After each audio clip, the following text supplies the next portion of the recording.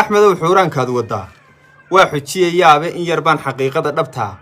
kaaga xadayaaye marka laga xodxodanayo gaal xoolo laga qaado dimuqraadi xoogaysatiyo xeerar lagu faano waxba yaan xorriyad qowl dibnaa laga xayaysiine xarafkii ka qora dowladdani xuma ka dhiilaaba xabsigiiyo wuxuu mudanayaa liinta xoorka leh xusbi kale qofkii lagu arkaa waa xakamadiid xaakimiinta kaan ka mid ahayn waa la xidhayaa saxafiyiinta waxaa loo xanibay yaanay xarakayn xaawalaydii qiimaa lahayd laga xishoon waa xaalad kale aakhir saban la isxaqirayaae xalay waa maqlayseen warkii miidhiyaa xulay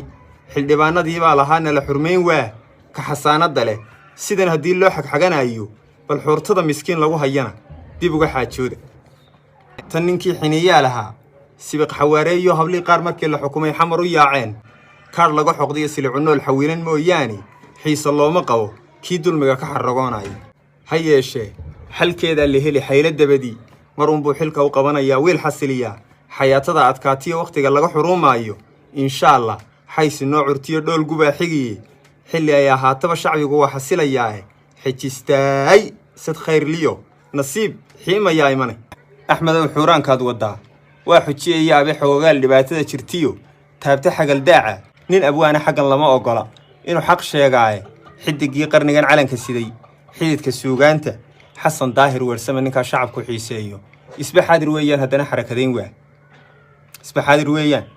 haddana xarakadayn waaye ma xafladiya maansooyinkii duurxulka ahaaye xaskay dabada geliyeen raggii xiid ahaan jiray oo waxa suuqa lagu xaabayaa xeelo doqoneed mar haddii bulshada kii xoqdaba xamil ku rooraayo annayaan xasaasiga ku mudan xeraka weydaare